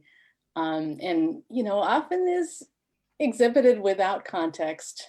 There's things of enormity, you know, incredible importance. And there's things made by people who you know, you know when you're looking at art, right? When it's not someone's first piece. Yeah. Regardless of what culture you're from, I think, you know, that's usually pretty apparent. Like, oh, okay, this is a seasoned artist. Look at this technique. Look at this color. Look at this layout. Virtuoso, yeah. Yeah. Yeah. So you're looking at these pieces, but they're not exhibited that way typically. I know that, and I'm like, whoa, this is like not worthy or something. You know, have a nerd moment of like, oh my God, look at this. Look at that quill work. This is perfect. Oh my God. But I'm not really sure. I sort of wonder like what the fascination is at times. If there isn't an understanding of what it takes to achieve that level of excellence, you know, even if it's on something that looks very utilitarian, like a pair of shoes, a pair of moccasins, or a buffalo wool sash, or a set of wampum gauntlet cuffs, where all the beads are just exquisite and the coloration is just perfect and the design is so eloquent. Yeah, I guess I just, I know what I take out of it. I'd be very curious to see what other people take out of it. Yeah, I guess you've got the maker's knowledge of just what is involved. So the appreciation of the artisanship and the skill and the artistry of that work. Yeah, I also wonder what people get if they're not also seeing that. And perhaps I fall into that basket some of the time. Is there anyone else who would like to also address this question? Because actually several of you work with archives. I think you did a little bit in your talk already, Jacob. Yeah, one thing that when looking at the archives, I tend to have I'm not looking at as much, you know, objects, right? I'm looking at documentation, and with that, I'm thinking very critically about what I'm looking at. I'm thinking about how this can be dissected, taken apart, re-examined, and turned it back in as another archive in a lot of ways, right? Because the print process I do, whether it's photogravures or lithography, woodcuts, letterpress, printmaking, all these things are archaic printmaking processes that refer to a certain time they were prominently used within Western culture, and how they were used as documentations. And so that for me, in a lot of ways, conceptually, I reinsert new narratives within the context of that time period of what was being said. And by doing that, I have to be very critical about what I'm seeing. So you're grazing for the opportunities in those archives for critical. Absolutely. Like, ooh, what did I find here? I can weaponize that. And I guess I also had you in mind, Hulea, in regards to this, because of the visual sovereignty term and practice that you created. And that in a way it was a response to the archival images that you had seen. Correct me if I'm wrong. So the unavailability of seeing images of Indigenous people that had been created by Indigenous people.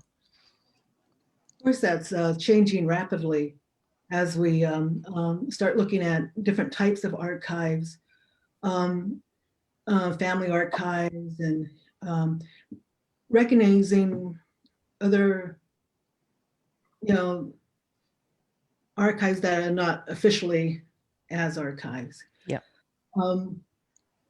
Yeah. Of course, the terms visual sovereignty was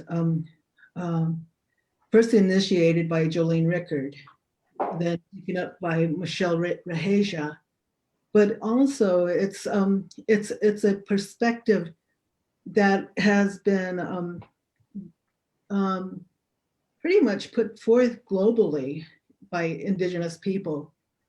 If we look at Barry Barclay's Fourth World Cinema, so what is happening is the positioning of Indigenous perspective as the center, and that's the crucial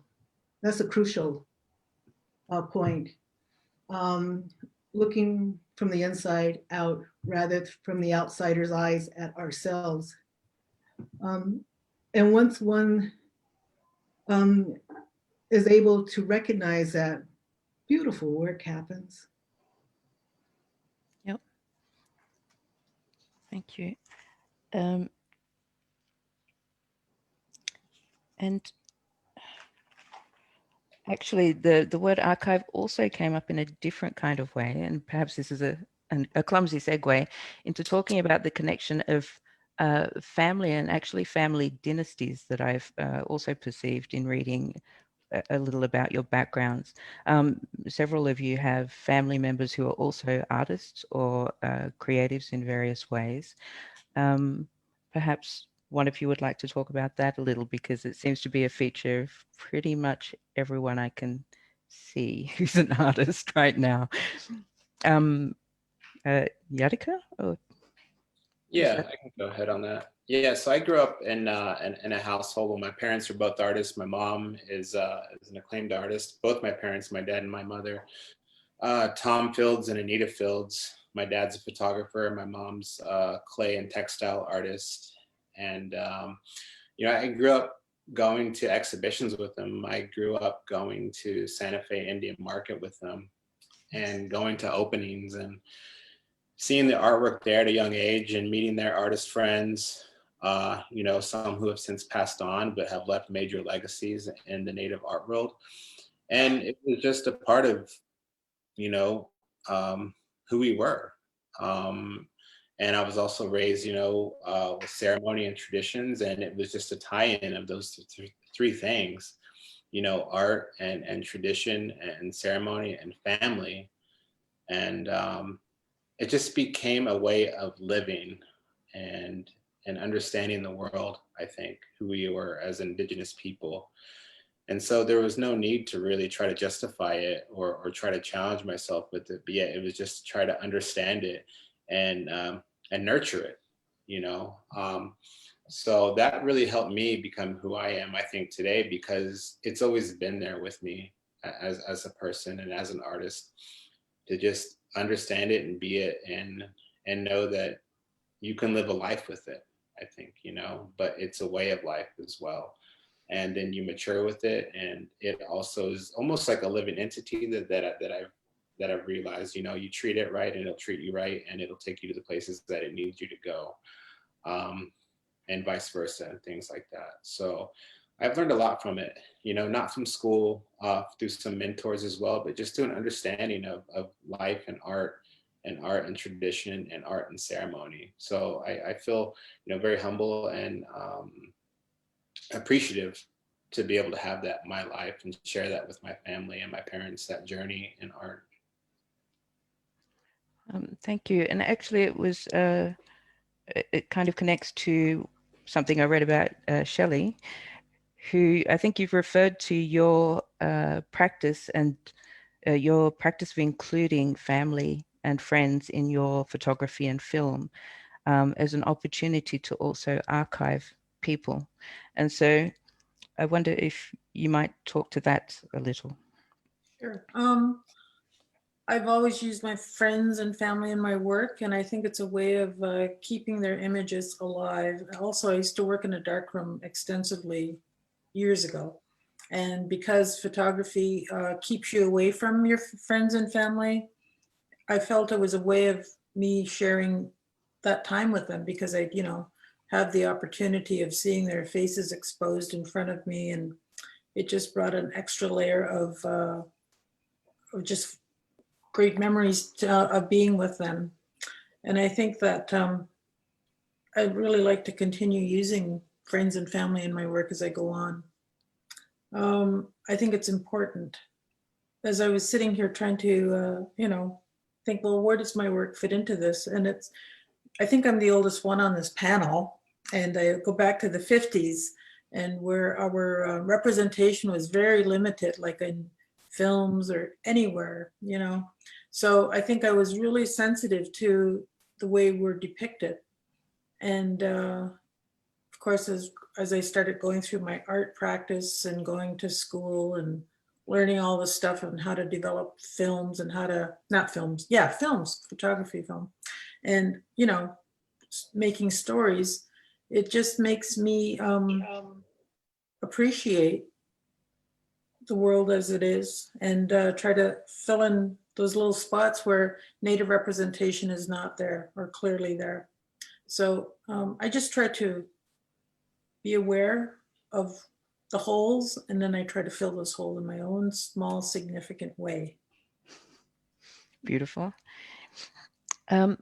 Now, I was wondering if any of you have questions for each other as well, because we've all had the opportunity to listen a little bit to each other.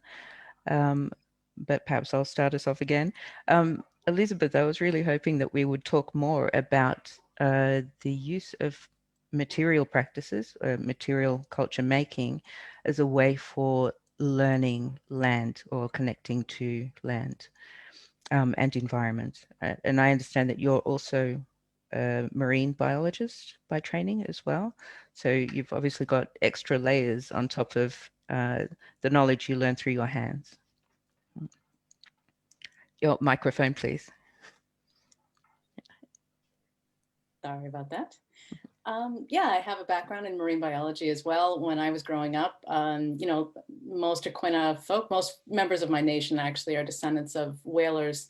It was just a huge part of our culture, and we became caught up in the industrial whaling when that got underway, and traveled the world really, and brought home, you know, stories from across the globe, and perspectives, and also, you know, sad perspectives on how things were changing in many communities, not just ours, all over the world. What I guess I took away was the importance of connecting with the space wherever you are, with being aware of cues, being aware of your internal sense of things, and being very smart about listening to a warning about, you know, you might have an idea that a storm is coming. Well, if you're in the far north, you've got about 2 seconds to respond before you freeze. You know, if the water's freezing around your ship and you're in the Arctic, then you have to have honed already your innate sense of direction and getting to people and getting to help. And my ancestors really did that. So working to survive and preserve community here, but also being quite wise in the way they related to nature wherever they went, because it's such a strong player, and it can be so decisive in your life, and it deserves respect and consideration. I've always been drawn to the water, and I wanted to do something that would keep me here on the coast and working for things of importance to my people. So working in, you know, sustaining shell fishery and water quality, looking at fish population dynamics, looking at the environment overall in kind of a more holistic way than was typical, I think, of the other scientists I was working with. I had a very cultural lens that I saw things through, and it was, you know, way before there was like a widespread interest in TEK or anything. I can tell you there was just not curiosity or much regard for Indigenous knowledge when I, you know, I graduated with my degree in 2001, I should say. And I think, interestingly enough, one of the ways I communicated my values of marine life were by doing marine science illustration. And deliberately, when I do my illustrations, they can be black and white, pen and ink or whatever, but I always try to go in the direction of capturing some gesture, capturing a gesture or a look in the eyes where it doesn't look like an illustration of a dead fish, which isn't necessarily very evocative of that marine ocean vibe, the vibrancy of life and a school of fish and the dynamic experiences of that being, but to try to create something that reflects that spark of life, that gift of life from the ocean. And I found people could respond to that. So that, I think, it gave me some hope as well. Just things to keep me by my home and connected to my history and my cultural identity. Things to help bring awareness to the dire straits the ocean is in now. This is a period of extreme change, and I think I'm lucky to be an Indigenous person here. Ironically, Massachusetts is not Indian friendly. I'm just telling you that if you're planning on visiting. But I think I'm lucky in that our traditional knowledge contains stories about previous times when there was ice here, you know, mile thick of ice, and, you know, soil formed on it, and there were forests on the ice, and we hunted in those forests and lived in those forests comfortably. and you know, navigated mainly by water because those were the most passable areas and safest at certain times of year, many, many thousands of years ago. And then dealing with really, really rapid change and the need to move rather quickly because of sea level rise, because suddenly that ice, you know, all that power that was locked in the ice was released, and there's just a wall of water coming, and you know, you have to move your villages quick and you have to get to high ground. And so suddenly these places, these high points that were already, you know, of special use to us culturally, they're like islands. That's huge in my culture. Any ridge, look for any ridge, island, mountain, high hill, whatever. Those are typically places where like, okay, that's like an ancient place, super valuable. There's ancient quarries there still worth visiting and preserving. And it's really hard to convey that to New Englanders who aren't native, because they're like, it's pretty. I don't know, could you mine it? The value system and the idea that things like that could actually be super important to know about and get to in the future, it's just not on their radar yet. And I'm hoping it will be eventually. But you know, we're dealing with the fact that I come from an island, and as sea level rises, of course, it's going to shrink and shrink. Nantucket, which is the island next to us, is going to be gone. It's just sand. You know, our story talks about Moshep emptying his moccasin and creating the island next to us out of sand. That's Nantucket. And so it's washing away even as we speak. There's a lot of change, and I feel like by using Indigenous knowledge and science, I've been able to interpret things a little bit more quickly and in a way that could be of use to my nation, I guess. Great, that's really interesting. So was there anyone else who would like to ask a question or address a question to each other? No? Yep, Shelly? Leah, do you want to explain the second image you had on your wall beside Hoka?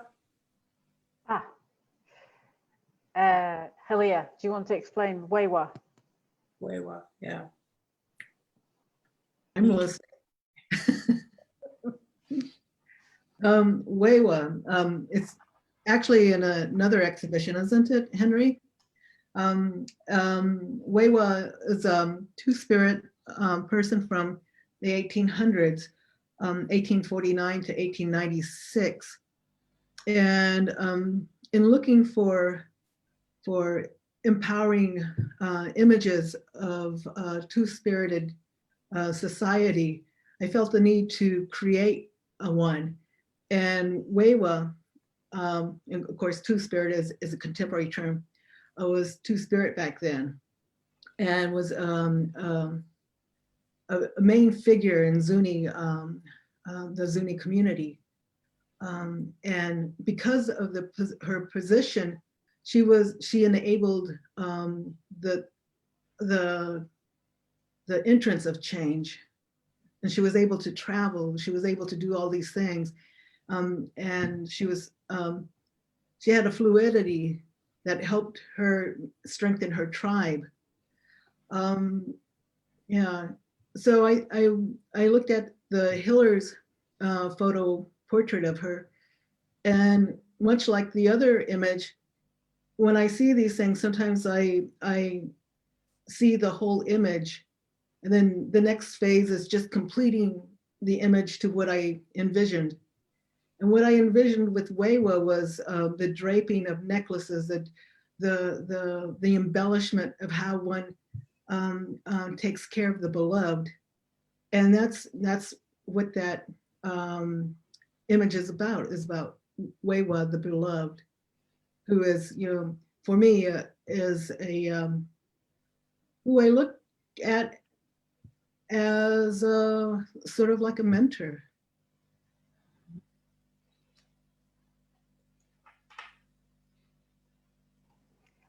I was going to ask a question to a number of the artists, because a number of the artists work across media, and I wondered whether or not there was a sense of, since my impression of you all is that you have very clear messages that you want to impart to the receiver of your work. You have a very clear determination.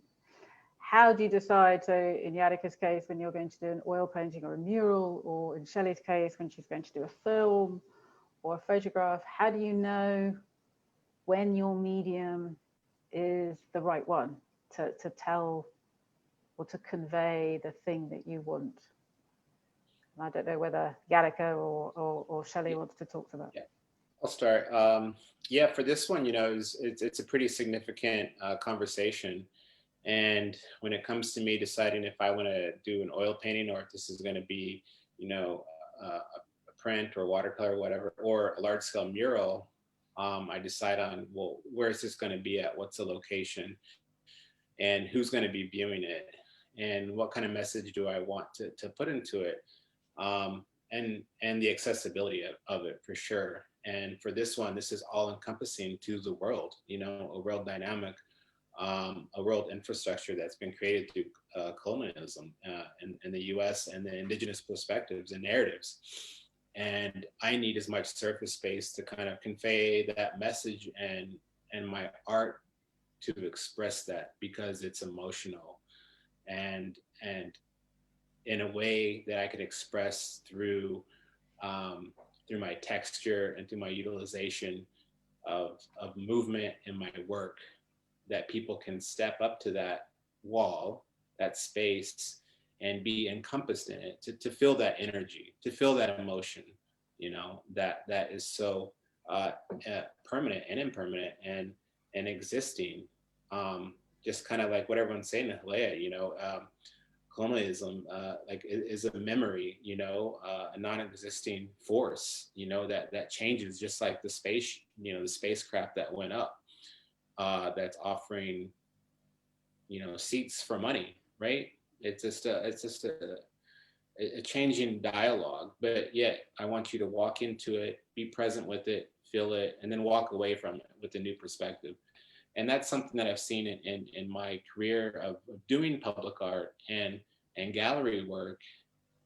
There's a separation of what people can get and gain from being in a gallery to being in an outside space, being with the public art piece, that they can really meditate with it. And especially at this time, we're in a pandemic, it's more accessible to be outside and to see it. So people are evaluating the public art more than ever at this point right now, and the accessibilities of these ways to be with art and dialogue. So for this piece, I know we discussed it, but I thought it would be the best to have a large scale mural, just for the scope of it, the scape of it, and the feeling of it.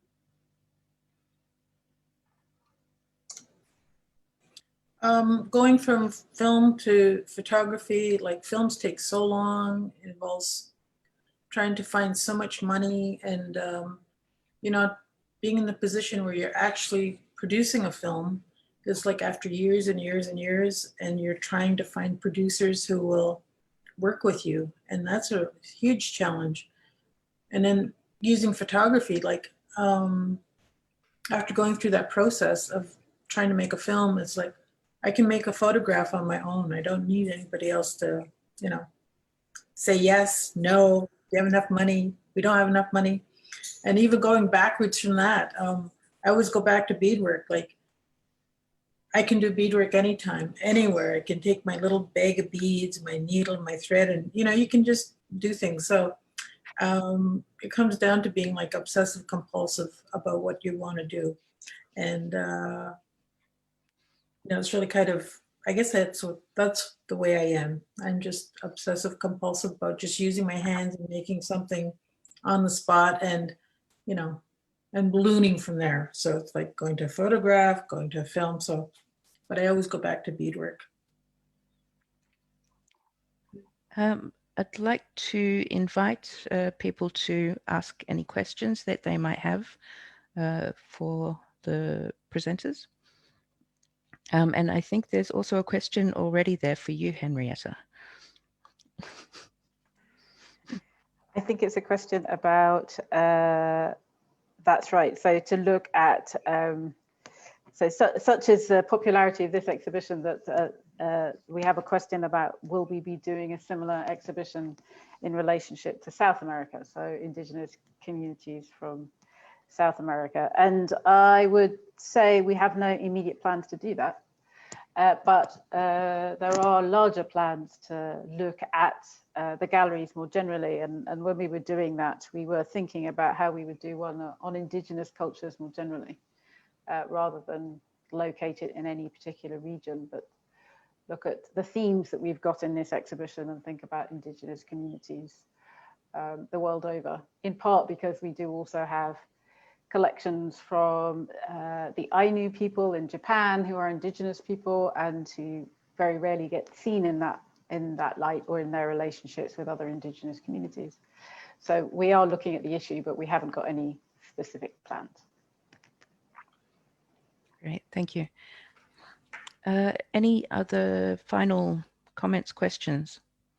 Because I think we've neared the end of our time. If I could, I wanted to talk back to the material use. For me, I use a lot of different mediums, not just printmaking, and quite often, you know, for me, it's concept first. It's what's the discussion, and as I navigate myself around the discussion, and dig deeper into that dialogue, as I do that, like the medium starts to show itself. So so there's, you know, social engagement practice that I do, which I have newspaper vending machines. So these machines where you normally get newspapers out of, and it's like, okay, I want to put artwork into public areas, but I'm not really a muralist, right? So I'm not going to be someone who's going to do these big walls. But the conversation I wanted to have was about the disseminating information, and how a media and the news and all these things have been around for a very long time, and whose word is that, and how are they getting that out in the public? And the Phoenix, which was a Cherokee newspaper, was actually created by the Cherokees to counter that at some point, and because they were trying to eradicate the Cherokees from the eastern area and back to Oklahoma, you know, to Oklahoma, not back to Oklahoma, but to Oklahoma. So so that information and that research and things I was reading about that, I was like, well, I can use letterpress, which were vintage equipment from newspapers, and I can use the old boxes that they put newspapers in, and I can put those in public, and I can make prints that talk about different dialogues about information and question. Quite often, I think the best and strongest work that people make leaves a question, and it's not a direct answer or a direct dictation of their thought, but they're a combination, and somewhere layered into that work is a question. And so this work, I decided to like print off that equipment and put in these boxes and put them in public places, and that way everybody had access to them. And so if that whole thing was based off of kind of the research, the knowledge, and then, okay, well, what works best to talk about this? What kind of material, right? So that's quite often everywhere I kind of go to for my work is the concept, the discussion, you know, and then the material, the medium that I use is the last thing that I imply on that whole conversation. It's the last thing I think about. It's not the first thing, it's the last thing I think about. So if you're countering dissemination of images, you will find a way to counter it with the dissemination of images, for example. So the Warbird Press, I think, is that part of this whole story as well? Yes.